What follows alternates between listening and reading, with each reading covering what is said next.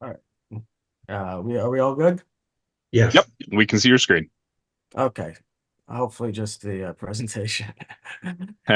And go ahead and put your questions in the chat. I'll monitor the chat and I'll judiciously interrupt Benjamin. Do you go by Absolutely. Benjamin or Ben? Ben. Ben? Okay. It's only Benjamin because I get a lot of Dan. It gets a little confusion, so that's why I just add at the end. All right, so I'll just get started. So, just to give you guys a brief background on myself, my name is Ben Spiegel. I founded Redwood Capital Advisors back in 2017. I started off at Barclays Capital in investment banking and the custom credit division. I was there for about a year and a half before I moved to the buy side, where I jumped around from a few hedge funds and private equity firms that focused primarily on special situation, special situation, and really private securities, leverage loans, high yield bonds, trade claims, post-reorg private equity. The one thing that really bankruptcy and restructuring, but really the one thing that stayed constant is I was always a generalist in that a lot of people on the buy side usually have a strict sector focus, either they're metals and mining or airlines. The funds I always worked for, which focused on the lower middle market, we really analyzed every type of company or situation and judged it more from a bottoms up standpoint, really trying to analyze the cash flow drivers and more so than a top down strategy and then looking at kind of more bigger macroeconomic tailwinds. And that's kind of something that I bring to the role today. And basically in 2017, actually, so how I got my start in real estate was I started doing well when when I moved to the buy side, and I made a rule that I would take half my bonus every year and buy a small building with it.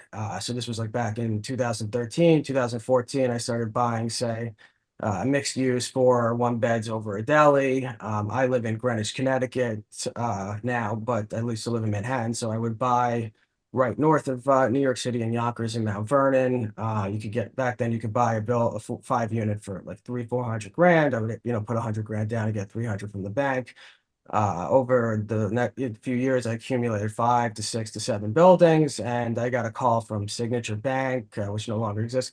They wanted to sell me a large non-performing loan cross-collateralized by about 150 apartments across 8 buildings.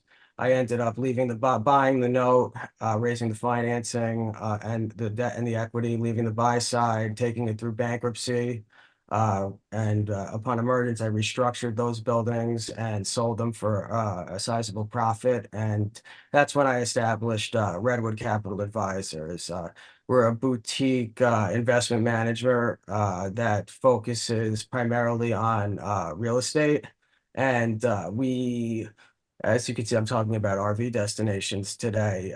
We really don't discriminate against whether it's mixed use, multifamily, medical office.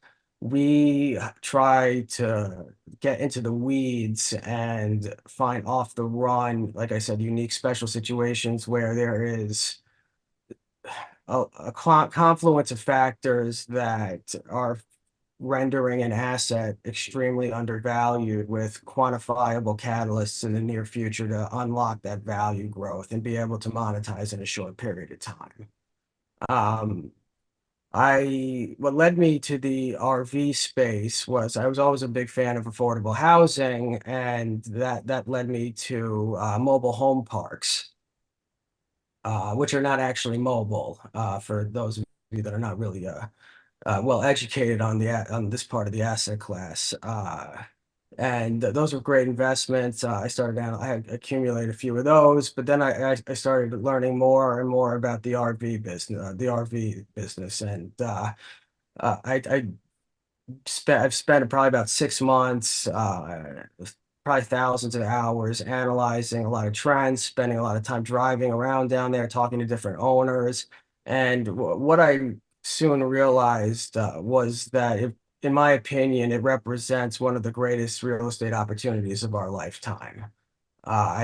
Just between the supply demand imbalance, between the state of the current market, and I'll get into that later, I have never seen an industry where there is more potential for both short-term and long-term value creation. So I guess I'll start the deck with that. Oh, sorry, I'm at the end of it. My apologies. 1 second. Okay, what is going on? Sorry, guys. 1 second. Okay, there we go. So I'll take us through the deck kind of loosely. Feel free to jump in with any questions. I'm more than happy to share any investment, live scenarios that I'm involved with or anything of that nature at any point.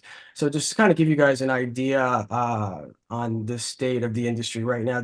Not many people are aware of this, but the average age of the RV owner right now in the United States is 32 years old.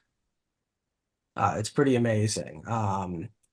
Really post-COVID, that number, I think about 10, 15 years ago, the average was like in the 60s and it's dropped to 32 years old. And so the vast majority of RV owners are millennials now. Just massive growing popularity.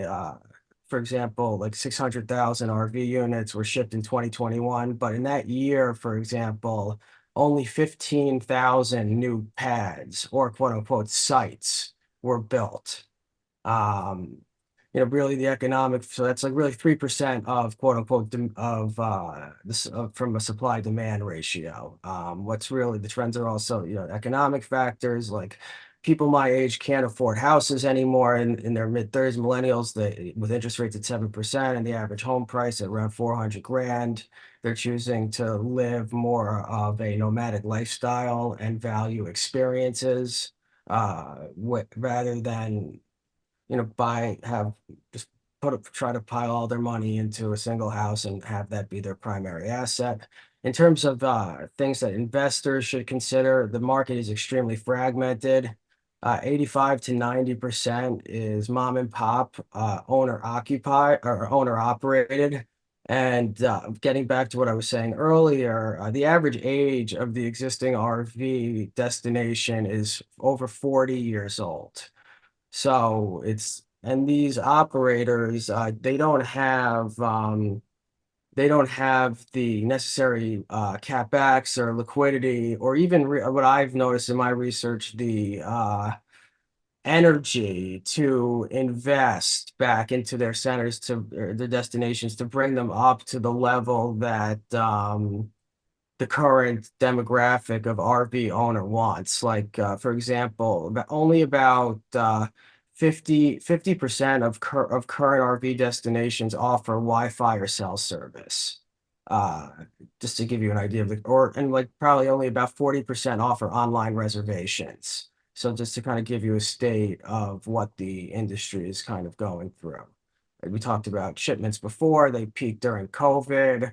Uh, the decline from 2021 to 2022 in shipments had a lot to do with a buildup in inventory. It stayed pretty stable since then. So there's really 5 different types of RV destinations. Today we're going to really focus on resorts and communities.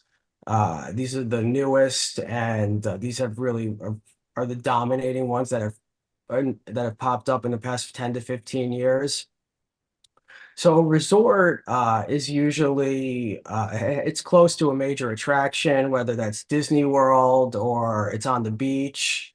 And basically the land for those you're going to be paying a lot more higher price for the land, and you're going to be having you're going to get a lot higher price in terms of an average daily rate, but your average stay is usually only 3 to 5 days. So you have much higher turnover. And with resorts, you also have to have a lot more staff on hand to just deal with that constant turnover and really being able to offer ancillary services as opposed to communities, which we do both. It's really more opportunistic. So like if we're going to do a resort, it'll be on the beach, like in Mississippi. So we only focus on Mississippi and Alabama, and I'll tell you why a little bit later on in the presentation. But so our communities are like probably about 30, around 30 to 40 minutes from the coast.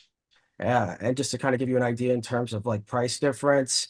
So I'm in contract on 18 acres in Gulfport, Mississippi on the beach, and I'm in contract at which is 300, around like 280, 300,000 an acre, which is very, very expensive for down there. But I'm also in contract on land in Mobile, Alabama, right to the east, but like it's about 45 minutes north of where the actual beach is. And there I'm in contract on 30 acres at $30,000 an acre, just to less than like a tenth the price. So just to kind of give you guys an idea, there is a substantial difference in land costs whether you choose to do a resort or a community.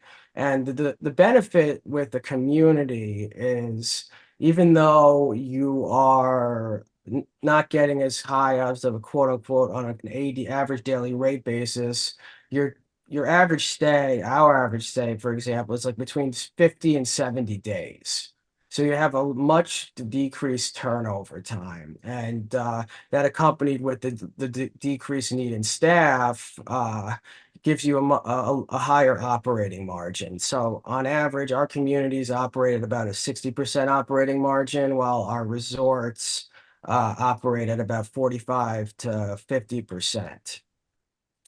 However, the long term, I believe the resort, as the industry gets more and more saturated in Alabama and Mississippi, which are the two areas we feel are show the most opportunity right now, like Florida and Texas, are not saturated, but they're a lot more common there. They're a lot more common vacation spots. So we feel that the resorts have more of a long-term hedge, but the communities are great. Like we're able to chart, like we'll go into an area in Alabama where the average RV community's getting, let's say, $500 a month, and we'll be able to charge upwards of $1,000 to $1,200 a month.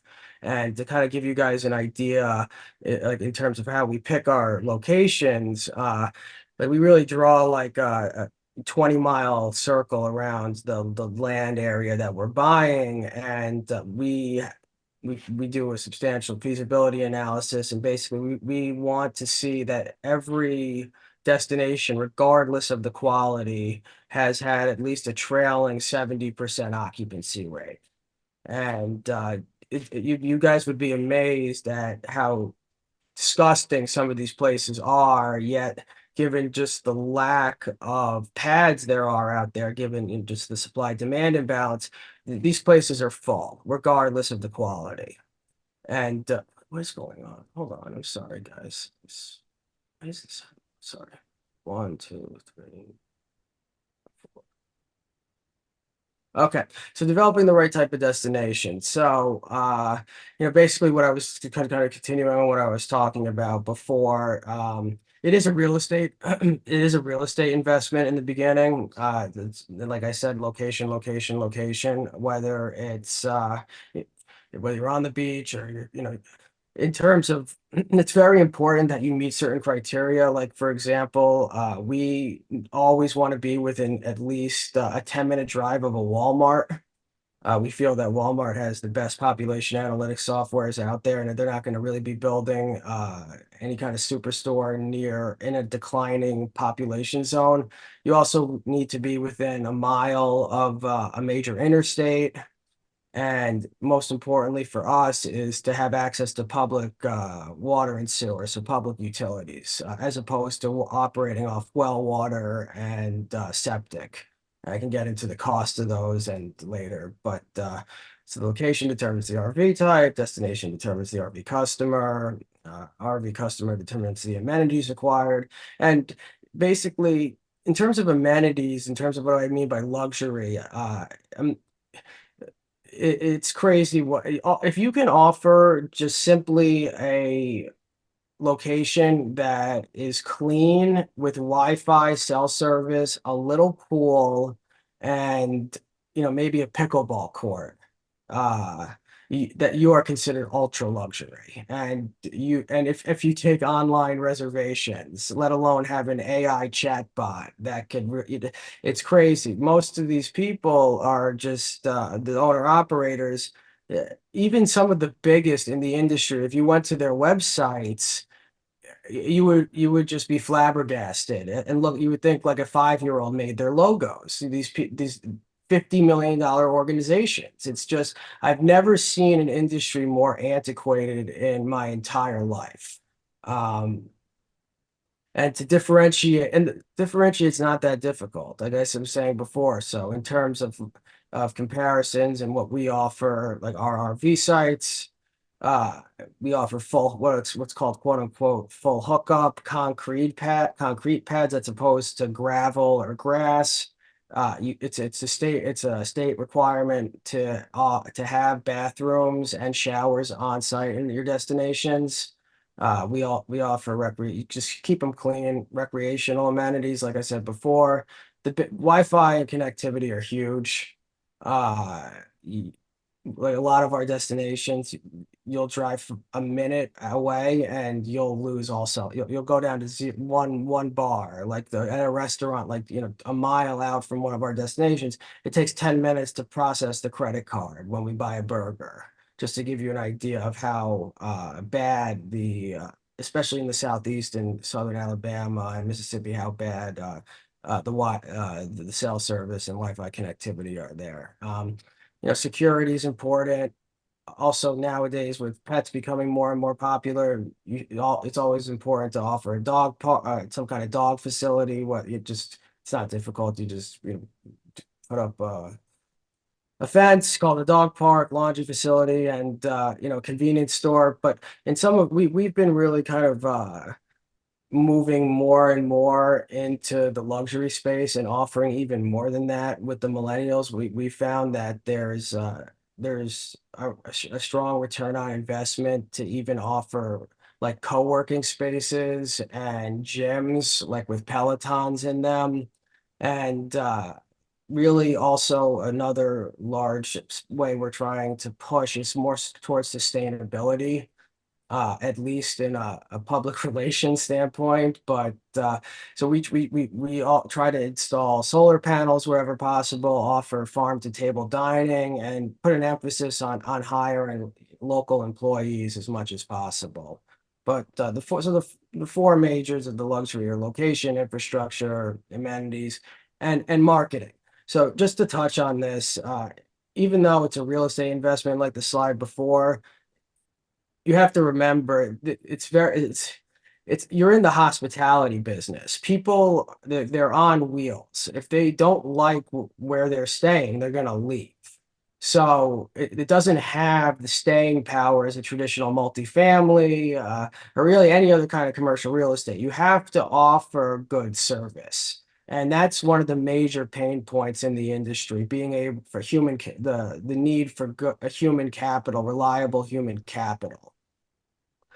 Usually what we've had to do is that existing camp workers do not cut it, and we will have to go right to a hotel, like a local or regional hotel even, and really pay someone a premium that really knows how to put a budget together, knows what ADR, average daily rate, means, and can put some kind of pro forma together. But as you can see, in terms of the millions of luxury RV travelers, it's skyrocketing. And in terms of marketing, just to get back to that, social media is becoming extremely important. Like we have an ambassadorship program that if people post a photo, they get a discounted rate, pad rate. We're trying to implement really as much kind of new trends as possible. And just to also kind of reiterate, I said I got into this space about like 2 years ago.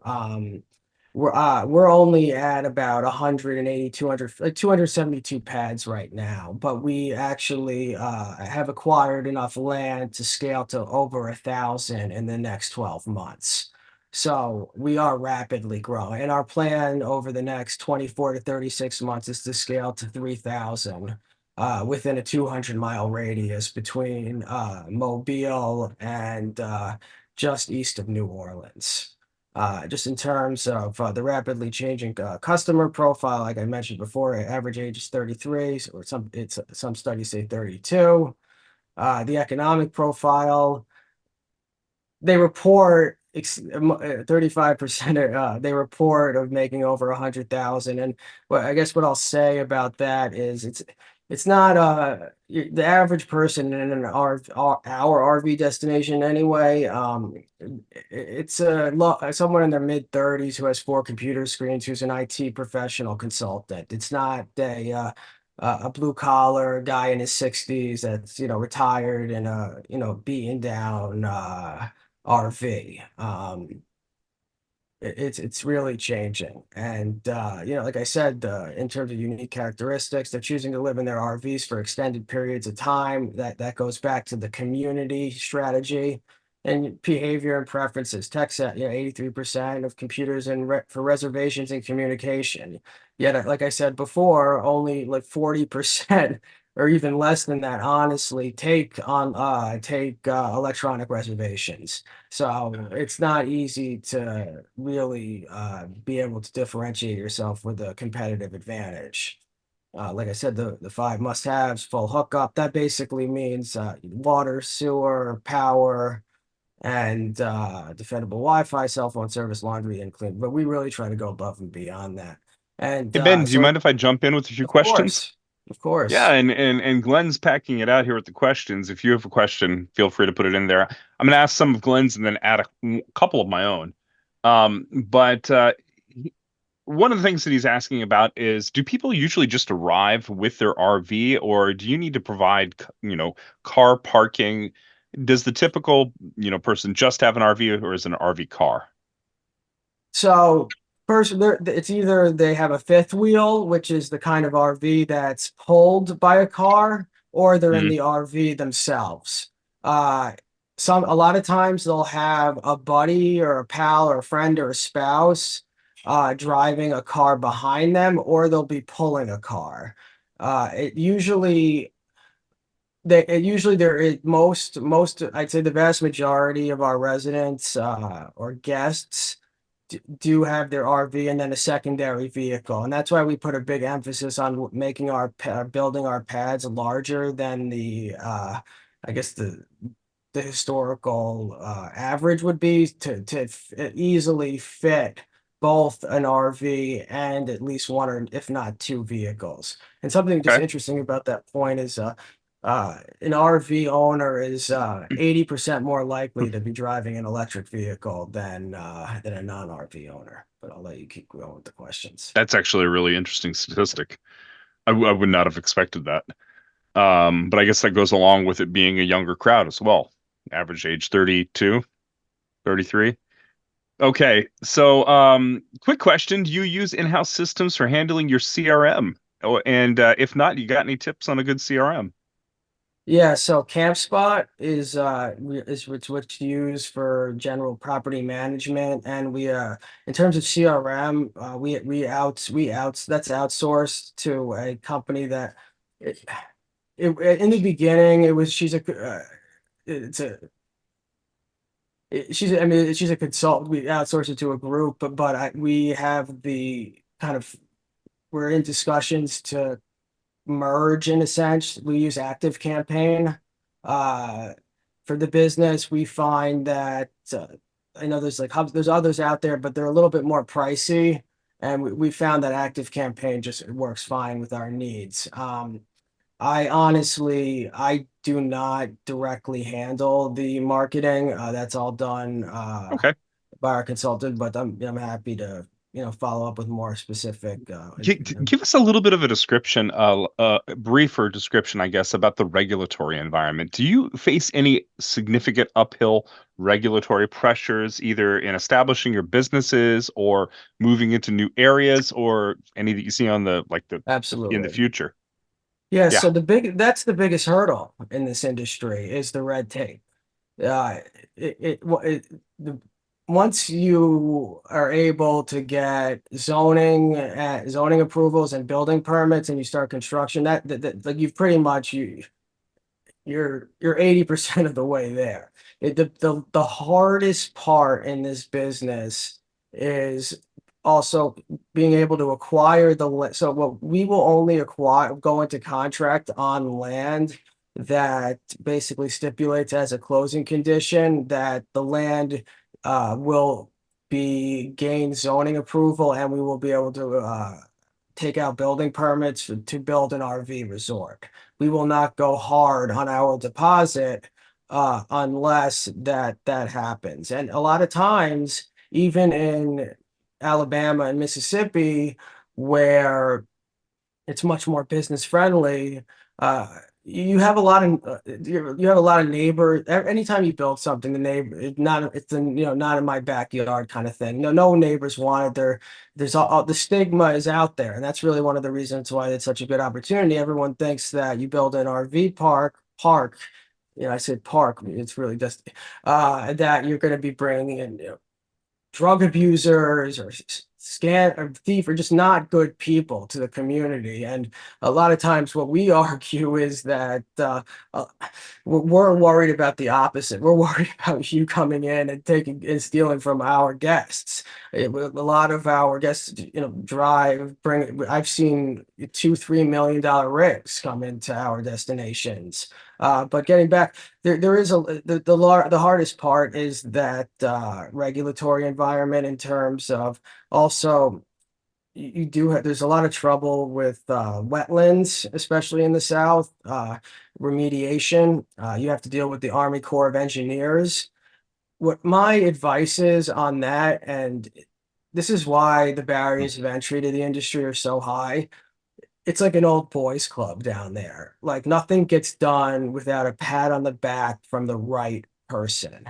And that's why we're quick to form a joint venture with an existing owner operator down there who's also one of the top feasibility consultants in the country because he grew up there, he was an existing owner and operator, and it became very clear to us that having those relationships with the building inspectors and the county officials was mission critical to getting these done in a timely fashion.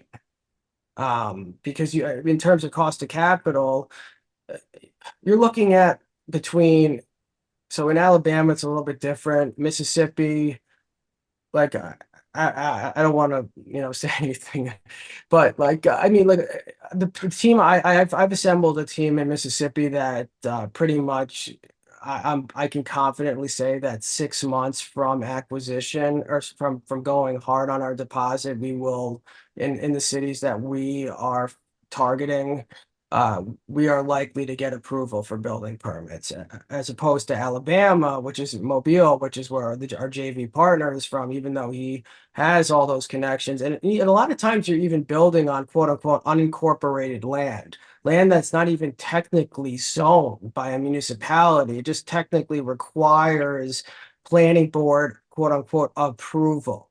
You're still dealing with a whole mess of issues, and that's why site selection is so important. And then, something else that to get into is it's very also important what you have to realize uh, that your development budget is a lot more you're going to be spending a lot more on your development than the actual value of the land. Like, so for example, like right now we're in contract on 30 acres in Irvington area of Mobile, Alabama for, $1.3 million.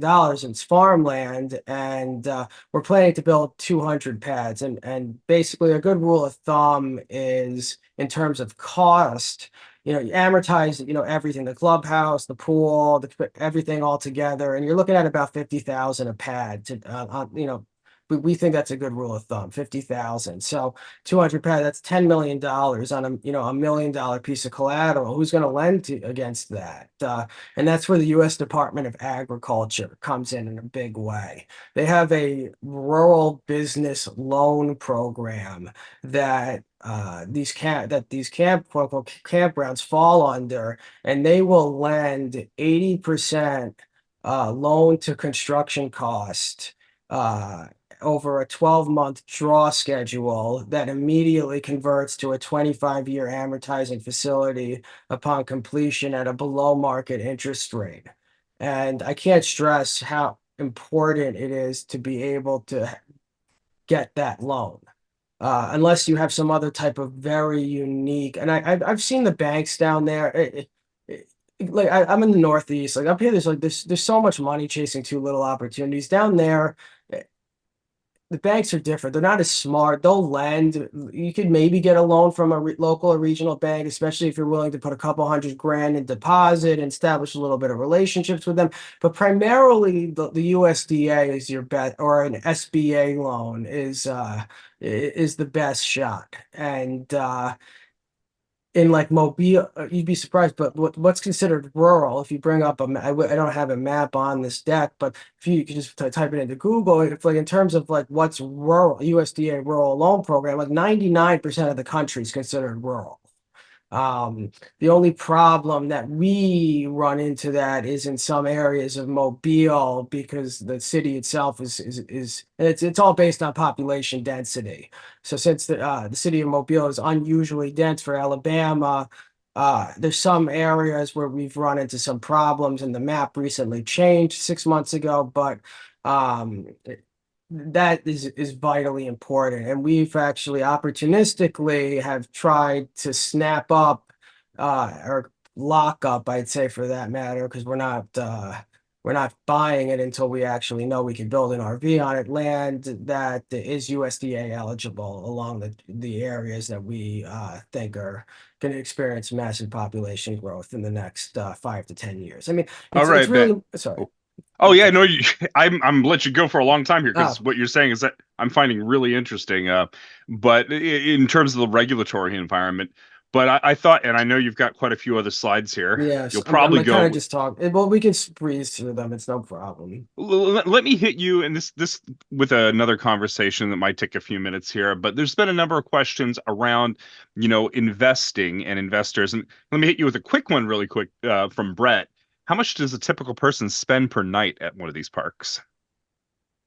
So the average ADR, so we on the communities we really are on a monthly basis. So our average monthly revenue on our communities is between 900 and $1,200 because there's also seasonality. You're slower during the winter than you are so you're slower during the summer than you are during the winter when all the snowbirds from the Midwest are coming down. So there is a little Mm-hmm. bit of a slow, but and in terms of if you have to break it down to an ADR basis, I'd say Monthly is about, probably fine. I mean, I'd say, okay, so on a monthly, I'd say the communities you're at 9 to 1,200, and for resorts, the resorts, you're at probably about 1,800. Okay. And you mentioned that you were going to build out a large number of pads, and obviously that's expensive to do. I wanted to ask, how are you financing that? Are you raising funds that'll go in and develop certain sections of it? Are you financing it through institutional capital, like your slide said before? How are you raising that capital? Yeah, so we basically we're putting together we started a road show through my existing relationships of working in private equity and on the at hedge funds. It's afforded me relationships with a myriad of ultra high net worth individuals and institutions. And basically, we're not at the point where we're not a private equity fund where I'm saying we have all the capital, we're ready to go. There we are actively raising capital for deals. And right now we're on a deal by deal basis, but we have started the legal process of forming a real estate and a private REIT. And that's how we plan that it takes about a year. We started that like 3 months ago. So in 9 months time, everything else is done as a single asset entity, SPV, but we do plan on funding it through that private REIT. Interesting. So Um, why a REIT rather than a private fund? there's more transparency, greater reporting requirements. We just better tax treatment, the possibility to potentially it's easier to receive financing from other because the Mhm. USDA, you have to understand that there's a maximum amount of proceeds you could have outstanding at any given time. I think it's about 45 million, 40 million. You could keep taking out loans, but you can't have more than 40 out or something outstanding at one time. And we knew that we were going to have to go to other sources for capital, and we felt that a REIT that with the more extensive reporting requirements, the audits, was going to make it easier to obtain, institutional capital sources. And like we're meeting like with Stifel and Macquarie, Jeffries, and we're at the point where we're close to being able to be like say in about 6 months time we'll be what's quote I guess quote unquote on their offering platform in that their private client groups will be able to their financial advisors will be able to pitch our vehicle to them as a potential investment. But Gotcha. yeah. I want to ask another quick question here, and I'm going to combine together Ashish's question with the one that Bob just asked here. But the idea is, are you focusing on building long-term communities or just short-term? And then what percentage of people are permanent renters versus vacationers? So how many people stay there continuously? And then how long are you trying to get people to stay there? Okay, so like in the slide that I had up before, I had resorts, communities, and then to the right of it, it had hybrid. Uh, Usually with both, there's a mixture of transient. I mean, I'd say it's different location by location, but usually our average our stay is I mean some people like at our resorts most people are only coming for 2 to 4 days, and then you'll have let's say 20 like 10% 15% of the pads occupied by people that'll be there a month at a time, but some people at our communities will be there for a year. um and that's why the communities are just they're just a little bit they're easier to manage. I don't think there's as much of a quote unquote moat around them, but in terms of operations, in terms of land cost, and just in terms of development, they're definitely, in my opinion, a lot more attractive. If I was building my first one, it would definitely be more about a community versus a resort. Okay, okay, fair enough. I know we've only got 10 minutes left in our meeting here. I'm going to let you continue with the slides. Um, Try to Absolutely. hit the points that you want to get in the next 10 minutes. Sorry. Yeah.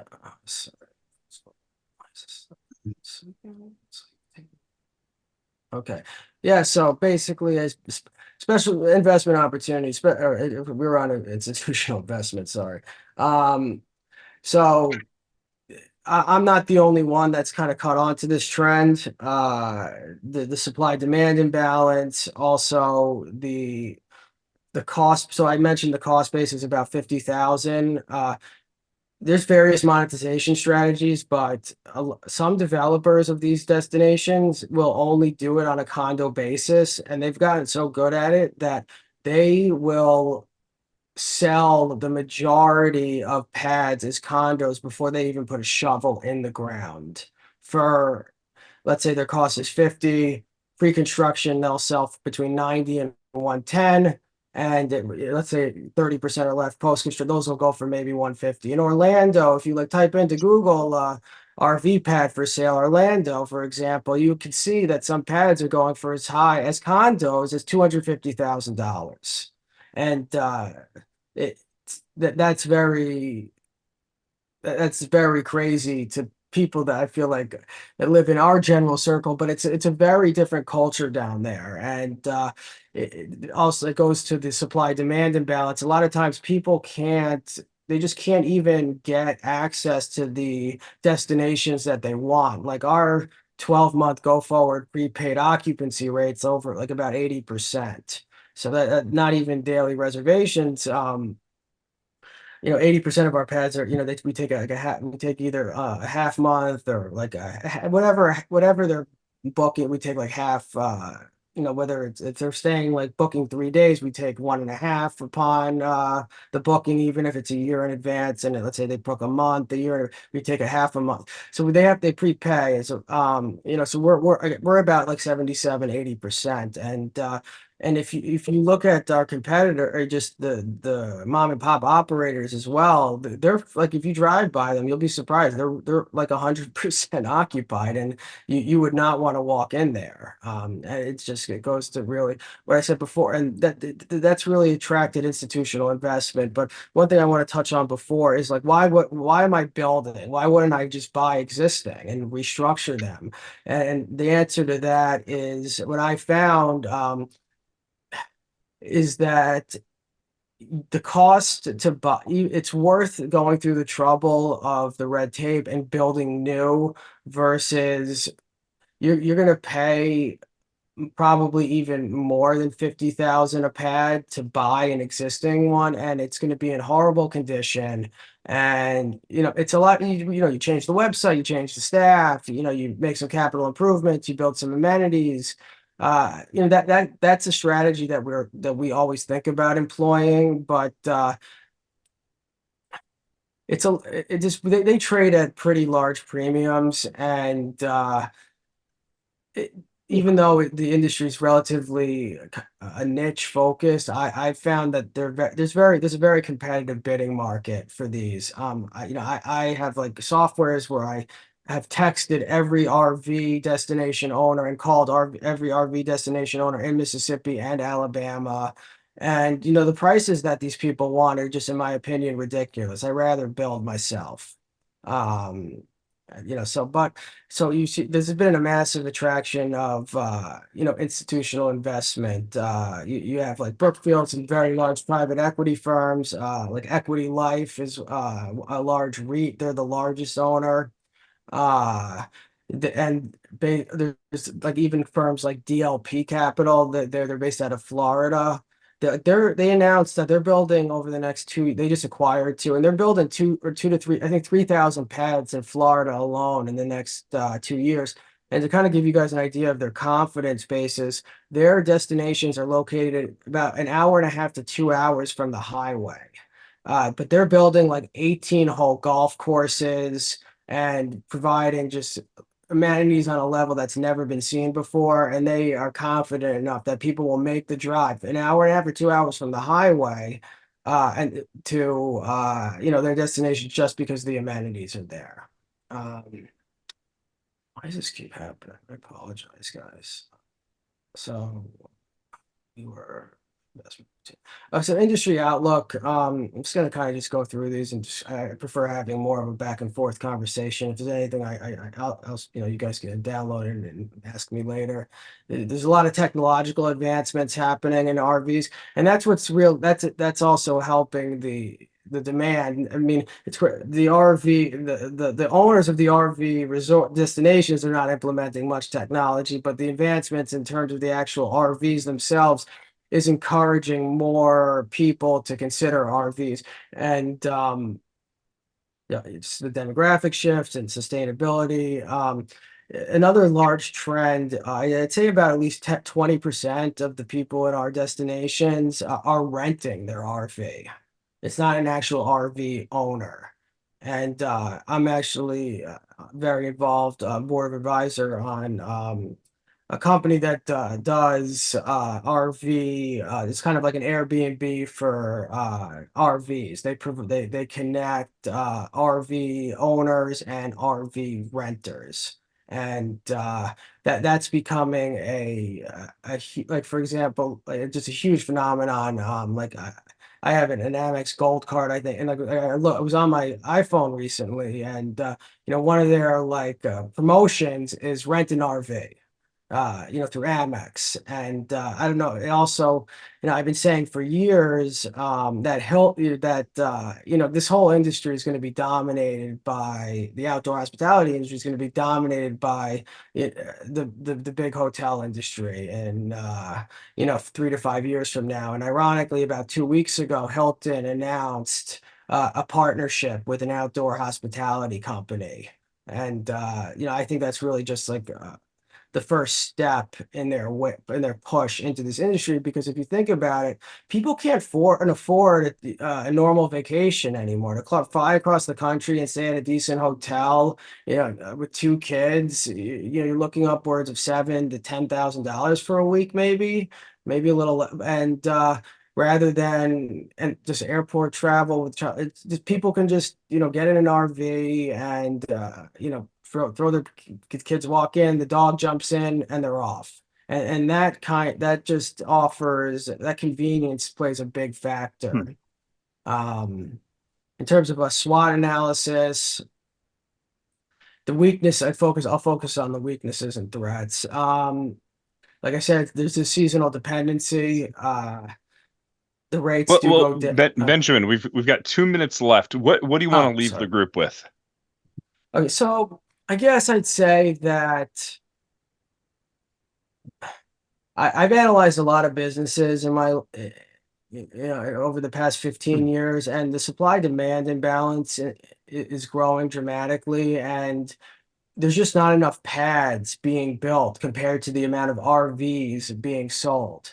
And the industry is just not keeping up.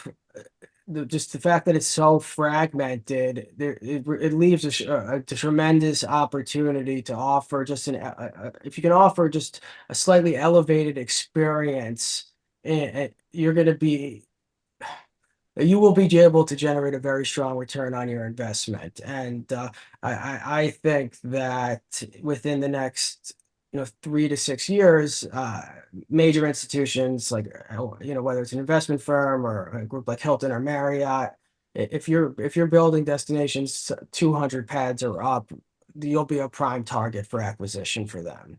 And that's really the plan, not to hold these for long term, but to cash out in the next 4 to 6 years. All right. Hey, everybody, could you take yourselves off mute and thank for Ben for coming in and talking to us today? Thanks, Ben. Thank you, Ben. Thank Okay. you. you. Thanks for having me. That was fascinating. Very Yeah, interesting. yeah. Thanks, Ben. Yeah, feel It's an free to interesting follow up. space. B Spiegel at redwoodcapitaladvisors.com. Thanks, Ben. This is like a Oh, very yeah. Feel free to put your contact info up. Oh yeah. Yeah. So this is also, I want to just say, this is a very let me stop sharing my screen. 1 second. Yeah, I can throw your email address in the chat too. Yeah. So this is our quote unquote magnet deck. It's very, very general and not specific. If you want to reach out to me directly, I have more materials that will probably answer a lot more of your questions, and it's a lot more laser focused on the geographies that we're in and provide specific examples of some of our track record. And I would be happy to share those as well. It's just there's a lot of benefits to this industry, and as long as you can offer, like I said, a premium experience, and you have a proven operator down there like we do, I'm more confident in this space really than anything else. And I invest. I'm in a contract on 25 million of other types of real estate right now, medical office, multifamily, by me in Greenwich, in Fairfield, Connecticut. But that's good stuff. But this is where, in my opinion, where you can make a 3x, even as an LP, a 3x equity multiple in a 4 to 5 year time period. All right. Thank you very much. And we will be back next week again with another speaker. And I know you mentioned DLP Capital. They will be in our club in 2 weeks. Okay. Yeah. So we're looking forward to hearing from them too, both on their credit fund and their loan funds. Have a great weekend, everybody. Thanks for having me. Take care, guys.